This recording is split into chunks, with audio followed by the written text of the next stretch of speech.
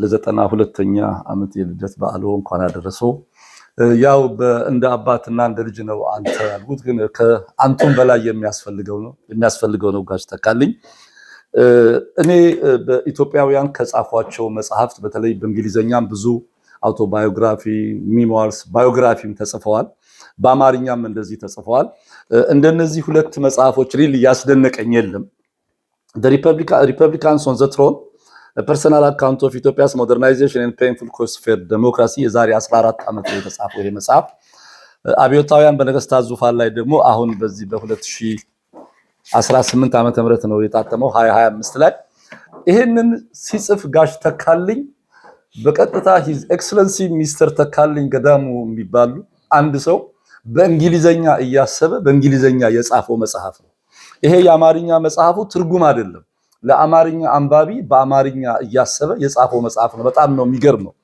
ይሄ እኔ በኢትዮጵያውያን ከጻፏቸው መጽሐፎች እንዲያውም ቅድም ከጊዮንም ጋር ከብሌንም ጋር ከጀንተልማንም ጋር እያወራ ነበር። በአልደስ ሃክስሌ የሚባል የብሬቭኒ ወርልድ ጸሐፊ የታወቀ እንግሊዛዊ ጸሐፊ ነው። በዛ ቶንና ማግኒቲዩድ የተጻፈ መጽሐፍ ነው። ሁላችሁም ብታነቡት በጣም ጥሩ ነው ብዬ ነው የማስበው። በአጋጣሚ ግን እዚህ የመጣው ሬድሲ ፕሬስ ያሳተመው ነው። ይሄ መጽሐፍ አሜሪካን ሀገር የሚሸጠው በ35 የአሜሪካን ዶላር ነው።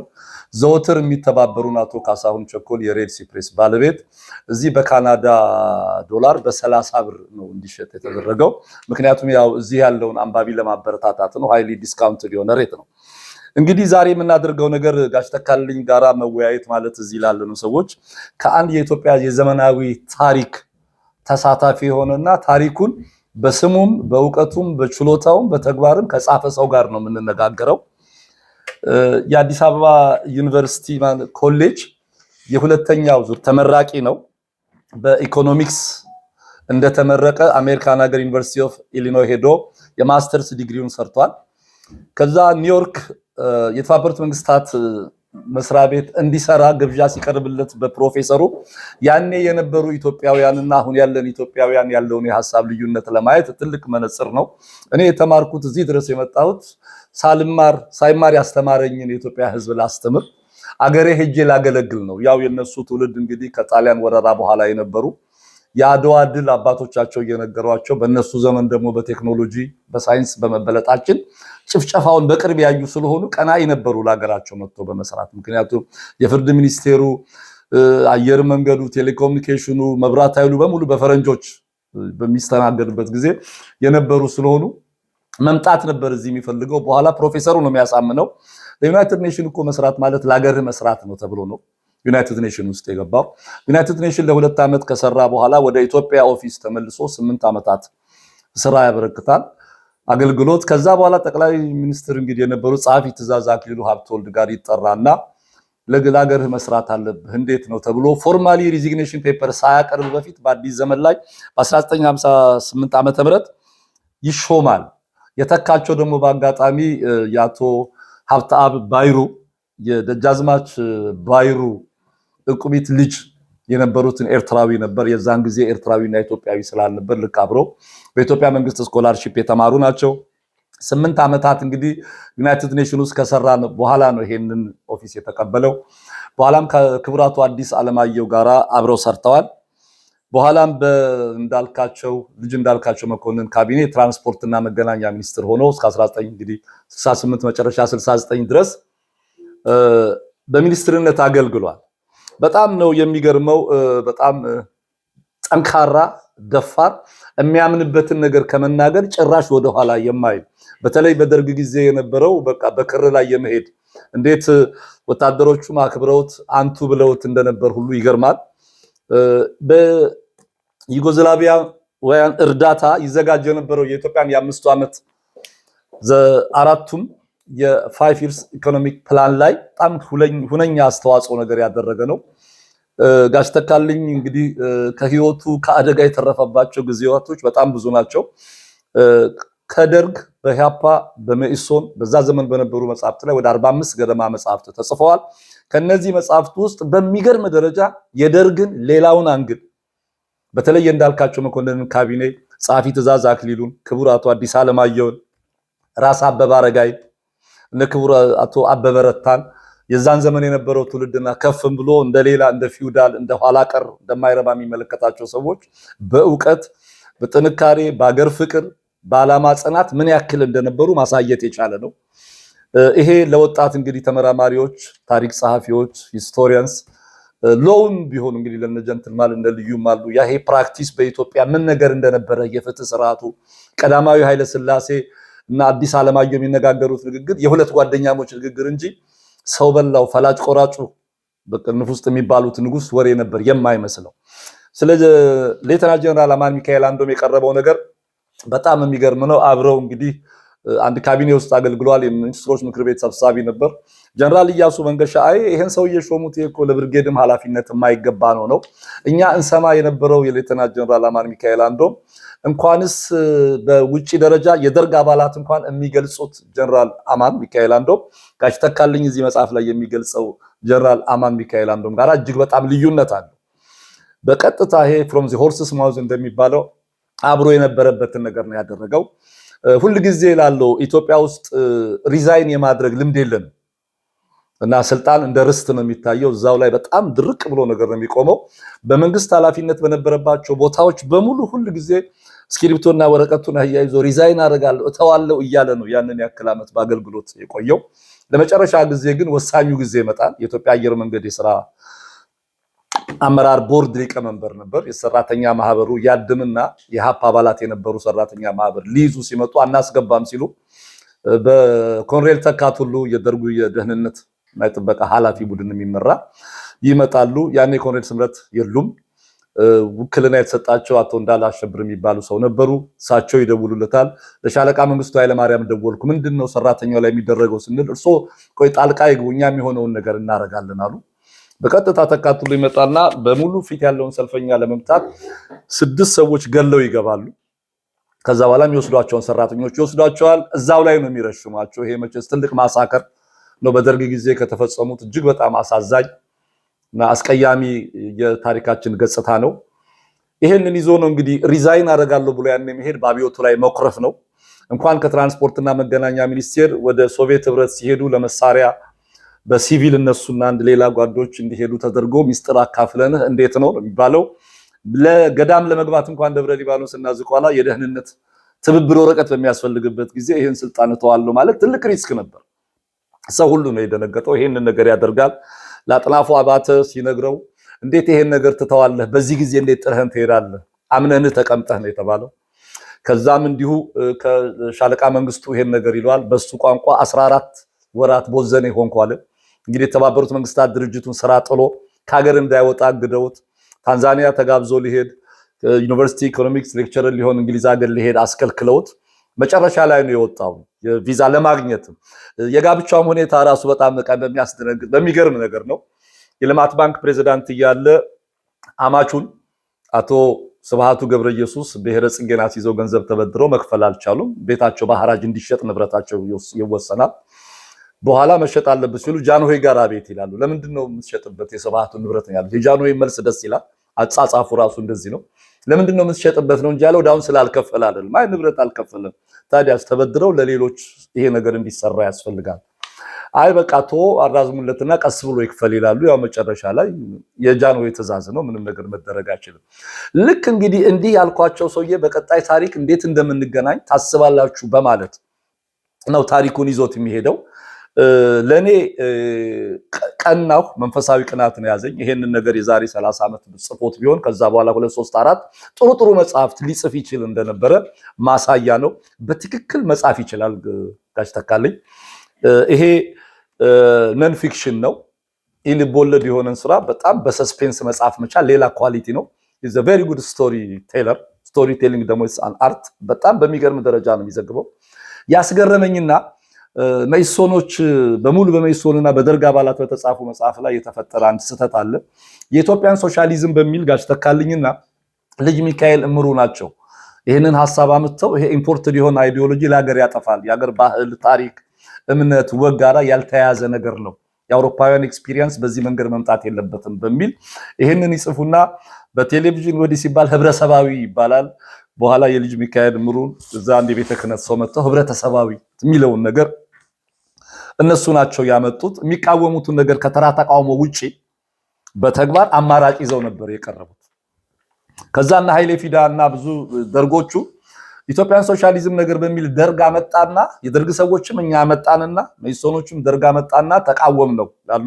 ሁለተኛውም ሪዚግኔሽኑ ይሄ ነው። መንግስቱ ኃይለማርያም ጋር ሄዶ እኔ በሳይንቲፊክ ሶሻሊዝም አላምንም፣ ኢትዮጵያን ሶሻሊዝም የሚባል ነገር ነው ሊቀበል የምችለው፣ ከባህላችን ውጪ መሆን የለበትም፣ ዴሞክራት ነኝ፣ እንደ ሶሻል ዴሞክራት ነው መሆን ያለብኝ፣ ሳይንቲፊክ ሶሻሊዝምን መቀበል ስለሌለብኝ አብሬ አልሰራም ነው። እና ይሄንን ነገር አድርጎ የመጣው አዳዲስ ሐሳቦች በጣም ብዙ ባለቤት የነበረ ሰው ነው። እንደ አጋጣሚ ሆኖ ታሪክ አጻጻፋችን በሙሉ ግራና ቀኝ ሆነና ፖላራይዝድ ሆኖ እነሱን ልናያቸው አልቻለም። ሌላ ቅድምም ስንጫወት እንደነበረው አሁን ጆናታን ዲምቢልቢ የድብቁ ረሃብ ነገር በሚል መጥቶ እሱ አምቡሽ አድርጎ ገብቶ ይሄንን ኢንቨስቲጌቲቭ ሪፖርቲንግ እንዳቀረበ ሆኖ የቀረበው በተደጋጋሚ ብዙ ታሪክ መጽሐፍ ላይ የሚጻፈው ስህተት መሆኑን ለሁለተኛ ጊዜ ጋሽ ተካልኝ እዚህ ላይ አረጋግጧል። ደጃዝማች ወልደ ሰማዕት ገብረወልድ በአቶ ሙላቱ ደበበ የሚመራው የህዝባዊ ኑሮ እድገት ሚኒስቴር ተሰበሰበ። ያ ኮሚቴው ተሰብስቦ ኦፊሻሊ ነው ኢንቫይት ያደረጉት ጆናታን ዲምቢልቢን እንዲመጣ ፊልም እንዲያደርግ በኢትዮጵያ መንግስት ትብብር ነው።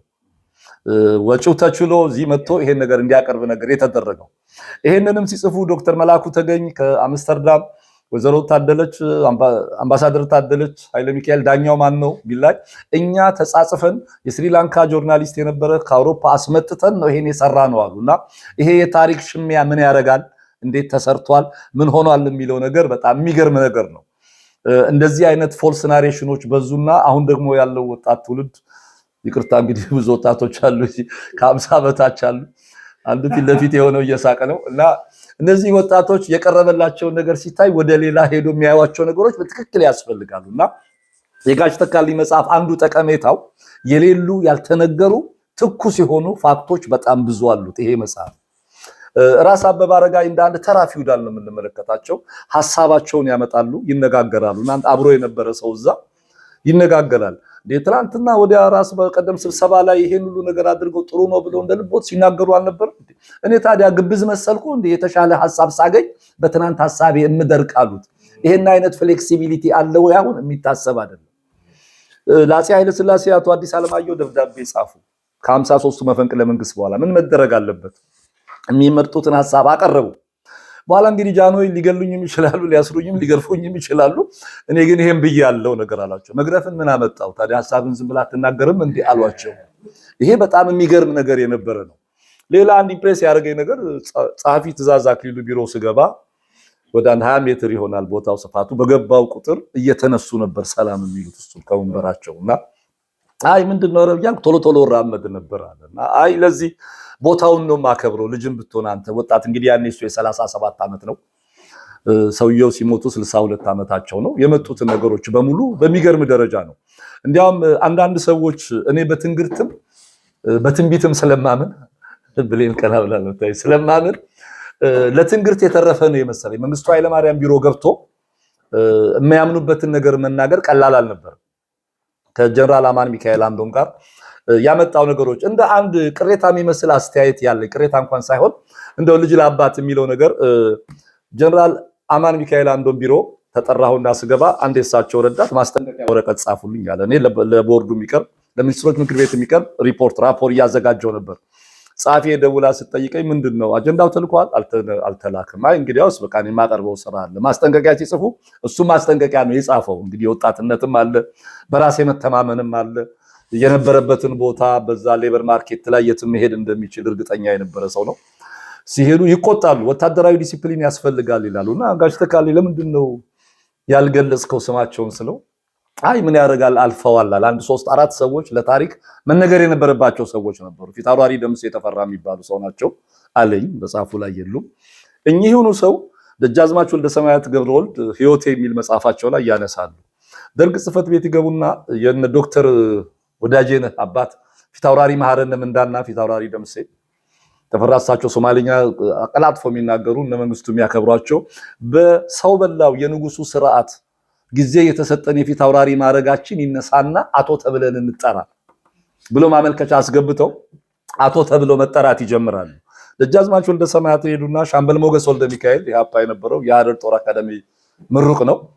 እርሶም በቃ እኔ የምጠራበት እዚህ የፊውዳሉን የሰው በላው ስርዓት የሰጠኝ ደጃዝማችነት ማድረግ ይነሳ ሲሉ አላነሳው ከመሬት መሰለ እንዲያገኘሁት እርማነሳው አይ እርሶ እኮ የተሾሙት ባለፈው ስርዓት አንተ ሻምበል ሆንከው በሰው በላው ስርዓት አይደለም ያላነሳውም ይሉታል እና ጥለው ይሄዳሉ። እኚህ ሰው እዚህ ላይ ስማቸው ተገልጾ ቢሆን ከኋላ በኢትዮጵያ ብቻ የፖለቲካ ስርዓት ሆነ የማሸርገድ ስርዓት አሳፋሪ የነበረ የሳቸው እንግዲህ ዘመድም ወዳጅም አድራቂም አክባሪም ቢኖር ከጀርባ ቆመው ለአንድ ወታደራዊ ጀነራል በዚህ ደረጃ ማቅረብ አልነበረም። ኤክስትሪምሊ ኮንፍሮንቴሽናል ነው። እንደ የደጃዝማች ወልደ ሰማያት ሌላ ባላንስ ነው። ይሄንን ሁሉ ነገር ይዞ መጥቶ ለቅጥር ሲሄድ አንድ በጣም ያዝናናኝ ነገር አለ። ወደ ውጪ ሲሄድ ለጀነራል ተፈሪ ባንቴ ሪዚግኔሽኑን ካገባ በኋላ እነ መንግስቱም አሉት አይ በቃ ማልስማማበት ነው አለ ያለ ፍርድ በመገደላቸው በዛ ላይ ሳይንቲፊክ ሶሻሊዝምን አልቀበልም ማለት ተፈቀደለት። 14 ወራት ቦዘነ ይሆንኳልና ያሳዘነኝና ያስገረመኝ ሚኒስትር ሆኖ የቆየ ሰው ልክ ስራ ስጨርስ ስወጣ ሪዛይን ሳረግ የነበረኝ ገንዘብ 2000 ብር ብቻ ነበር አለና ዛሬ የቀበሌ ሊቀመንበር 200 ሚሊዮን ሊኖረው በሚችልበት አገር ማለት ነው። የእውነት በጣም ነው የገረመኝና የዛን ጊዜ 2000 ብር በማይባል ደረጃ በሱ ሌቭል ያለው ነው። ያኔ እንግዲህ እንደዚህ ኦነስትም ሆኖ ነው የጻፈው። ሌላ አንድ ኢንትረስቲንግ ነገር እንግዲህ ለመውጣት ሲፈልግ ኮሎኔል ተስፋዬ ወልደ ስላሴ ጋር ይሄዳል ለመፈቀድ። አይ ከነ ቤተሰባቸው እንዲወጡ ተፈቅዷል ሲባል ባለቤቴን ይዤ እሄዳለሁ ይላል። ባለቤቱን ይዞ አይ ባለቤት አይልም የርሶ ነው ይላል። ለኮሎኔል ፍስሐ ደስታ ደውዬ ስነግረው ደወለለት ለኮሎኔል ተስፋዬ አይ እንደዚህ አይልም ሲል እንደገና ተጻፈ። እኔም እንዳንተ ነበር የገባኛልና ከነ ቤተሰብ ይውጡ ተባለ። ሊወጡ ሲሉ ነው እንግዲህ በጣም በአስቸኳይ በ69 ዓመተ ምህረት ቶሎ ሽማግሌ ልኮ ሰርግ መደገሻ ገንዘብ የለውም ሚኒስቴር የነበረ ከዛ 14 ወር ስራ ፈቷል። ክቡራቱ አዲስ አለማየሁን ነው አንዱ ሽማግሌ አድርጎ የሚልከው። የበዛብህ ሽማግሌ ነው መሰሉኝ አካሄዳቸውና የባለቤቱም የወይዘሮ ሮማን እናትም በጣም በሚገርም ደረጃ ሲመልሱ አይ እንግዲያውስ ብለው የቤተ ክህነትም ሰው ናቸው ጎበዝም ዲፕሎማት ናቸው። አይ እንግዲያውስ ሁለቱ ተገናኝተዋል ብለው ከጋሽ ተካልኝ ሽምግልና ወደ ሁለቱ የወይዘሮ ሮማን ስብሃቱም ሽማግሌ ሆነው ወዲያው ነገር ተባለ። ወጡ። ኮት ዲቮር ሄዱ። አድቫይዘር ነበር። የአፍሪካ ልማት ባንክን ከተራ እንግዲህ ከ13 ሚሊዮን ብር ገቢ ወደ 23 ቢሊዮን ዶላር ገቢ እንዲያደርግ በዓለም አቀፍ ደረጃ ከትልልቅ ባንኮች ጋር እንዲሰራ ያደረገው አስተዋጽኦ በቀላል የሚታይ አይደለም። ግን የነበርንበት የቲፒኤልኤፍ ስርዓት ክፉ ስርዓት ስለነበር ጸረ ኢትዮጵያ ስለነበር የመጨረሻ የቦርድ አመራሮቹ አገርህ አንተን ነው ኢንዶርስ ያርግህና የአፍሪካ ልማት ባንክ ፕሬዝዳንት መሆን አለብህ ተብሎ ሲቀር ቲፒኤልኤፍ እምቢ አለ። እንግዲህ ከአቶ ክፍሌ ወዳጆ ጋር አብሮ ይኖሩ ነበር፣ ወዳጅ ነበሩ፣ አንድ ቤት ሁሉ ነበር አብሮ ሼር የሚያደርጉት። ለስብሰባ ሄደው ሲጠፉ እሳቸው ሪስክ ነበር ያደርገው። ካሁን እያሰሩኝ ይጠብቃለሁ እያልኩ ስከታተል ሳይመጡብኝ ደረሱ ብሎ የወጣ ሰው እሳቸውም ማሸማገል አልቻሉ።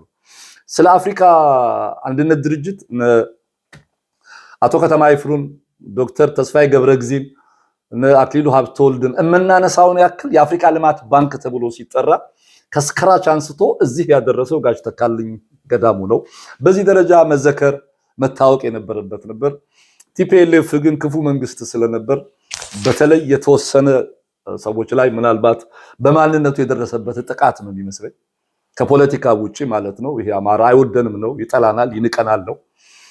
የወያኔ የገንዘብ ሚኒስቴሮች የነበሩ ለስብሰባ ሄደው ኮት ዲቫር ቀጠሮ ሳይዙ ነው እንደለመዱት ነው ሲደውሉ he was very busy አልችልም ማለት ይሄን ባለማናገሩና በማንነቱ ምክንያት ይሄ ነገር ይደርሳል። የኢትዮጵያን እድል ነበር ያሳጡን። በጣም ነው የሚገርመው።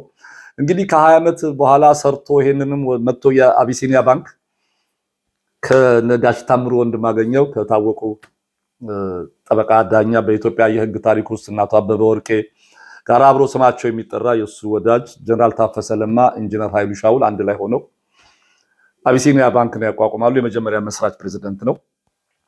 የመጀመሪያው በቃ ትንኮሳው እና ለከፋው የሚጀምረው ሶማሌ ተራ ላይ አንድ ቅርንጫፍ ሊያቋቁሙ አባመላ ቅርንጫፍ ነገር ሲባል ወር ሆነ። ማስታወቂያው ከተለጠፈ በኋላ ምንድነው የቤት ኪራይ እየከፈልን ነው፣ ኪሳራ ላይ እኮ እየመጣን ነው ነገር ሲባል አይ የምኒልክ አዝማች ስለነበር አለ። ሀብቴ አባመላን ጥሩ አድርጎ ገልጾታል መጽሐፉ ላይ። አባመላ ዋይዝ ስለነበሩ ማህበረሰቡ የሰጣቸው ማዕረግ ነው። የፈረሰማቸው አባመቻል በጦረኝነት ያገኙት ነገርና ማህበረሰባቸው የኛ በቃ ልክ ሴጅ የነበሩ የዊዝደም ባለቤት የነበሩ ማህበረሰብ ያከበራቸው ነው። አይሆንም ማለት እንግዲያውስ አባይ ይነሳ ተባለና መላ ሆነ። በኋላ እነዚህ ሰዎች ካድሬ ስለሆኑ በጣም ጋሽ ተካልኝ እስቲ አንሱት አልከዋል። አባን መልሳችሁ ሙሉትና ካከሰሱን እናያለን ሲባል ረሱታል። አሉላ አባ ነጋ ብለው ግን መቀሌ ሲቋቋም ያለምንም ነገር ነው የተቀበሉትና በአጋጣሚ መድን ድርጅት እንግዲህ አቶ ይሁን ታስታውሰው ከሆነ አላቅም አብረን ስንሰራ ማህፀንቱ ፈለቀ የሚባል ነበር እና አቶ ማህፀንቱ የናይል ኢንሹራንስ ማኔጀር ነበር። እኔም ክሎዝሊ ደቡብ ቅርንጫፍ አብሬው ሰርቻለሁ። እና አቶ ማህፀንቱ ፈለቀ ሲታሰሩ ምንም ነገር አይደለም ከስታር ቢዝነስ ሰዎች ጋር የአማራ ባንክ ስለሆነ ነው፣ ሌላ ጉዳይ አይደለም። ወዲህ ኢንጂነር ኃይሉ ሻውል ናቸው፣ ወዲህ ጋሽ ተካልኝ ነው፣ ወዲህም ጋሽ ታምሩ ነው ያሉ ሰዎች ያስታውቃሉ። እና ቲፒኤልኤፍ የማይፈልጋቸው ናቸው። በዛ ላይ አንድ ጥሩ ነገር የናሽናል ባንኩ የኮንትሮሊንግ ካፓሲቲ የፕራይቬት ባንኮችን የመምራት አቅም የለውም። ባለፈው 17 ዓመት በሙሉ ድርጅቶቹ አንድ ላይ ሆነው ባንኮቹ አንድ ባንክ ስለነበረ ነው። እንዲያውም አንድ ቦታ ላይ ይሄ እኮ ሼር መሸጥ እኮ ይቻላል ለሶስተኛ ወገን ክልክል ነው የሚለው እንግሊዘኛው አልገባቸው ይሆናል ይላል ጋሽ ተካልኝ። ቢያሻሽሉት ጥሩ ነበር። ያለው የእውቀት ጋፕ ሁሉ የሚገርም ነገር ነውና በሚያሳዝን ደረጃ በታሪክ አጋጣሚ እሱ ታስሮ ዘሰን እንግሊዘኛ ጋዜጣ ስሰራ በማስታወቂያ ከሚደግፉን ድርጅቶች አንዱ አቢሲኒያ ባንክ ነበር። አቢሲኒያ ባንክ ይደግፈናል ስለ የተፈቀደ ዋስትና እየተከለከለ ከማከላዊ ቂሊንጦ ማነው ቃሊቲ ሲያስገቡት ሁሉ ብዙ ተከታታይ ጽፈን ዛሬ ተፈቶ እኔም እሱም በህይወት ኖረን ኢትዮጵያ ኮሚኒቲ እንግዲህ ከነ ጀንትልማን ጋር ተጋብዞ በሱ መጽሐፍ ላይ ለማውራት በመቻሌ እግዚአብሔር ይመስገን በጣም ነው ደስ ያለኝ። አንዱ ትልቅ ነገር ነው እና የኢትዮጵያ ፕራይቬት ፕሬስ ከመደገፍ አኳያ ያኔ ማንም ደፍሮ ማስታወቂያ አይሰጥም። ወያኔ የሚተቸው ጋዜጣ ላይ የሰጠ ሰው የቢዝነስ እንቅፋት ያደርጋል። ይሄን ተቋቁመው ማስታወቂያ ይሰጡ ከነበሩ እጅግ በጣም ጥቂት በጣት የሚቆጠሩ አንዱ አቢሲኒያ ባንክና ናይል ኢንሹራንስ ነው እና ለዚህ መቼስ የኢትዮጵያ ፕራይቬት ፕሬስ በማስታወቂያ ይደግፉ የነበሩትን በታሪክ አይረሳቸውም። እንግዲህ በጣም ብዙ ነገሮች አንስቻለሁ። እስር ቤት የነበረበት በደል እንደ ፕሪዝን ዳይሪ ሊጻፍ የሚችል ለብቻ እንዲያውም ብዙዎቹ ወደፊት ማን አውትሶርስድ ሆኖ ኦር ጎስት ራይተር እየወጡ ለብቻ ሊጻፉ የሚችሉ ብዙ ሴክሽኖች አሉት። ከብዙ በጥቂቱ ይሄ ነው እንግዲህ የደርግ ዘመን አማንን፣ መንግስቱ ኃይለማርያምን፣ ሻምበል ሞገስ ወልደ ሚካኤልን ኡዚ ይዞ የሚያስፈራራቸውን አለማየሁ ኃይሌ እነሱ ላይ አስፈራርቶ የተቀመጠ ሰው በኋላ የተገደለውን በሚመለከት እንግዲህ በእድሜ ያላችሁ የዛን ዘመን ታሪክ በማስታወስ እንደው ይሄንን መነሻ አድርጎ በጥያቄና መልስ መቀጠል ይቻላል። አመሰግናለሁ።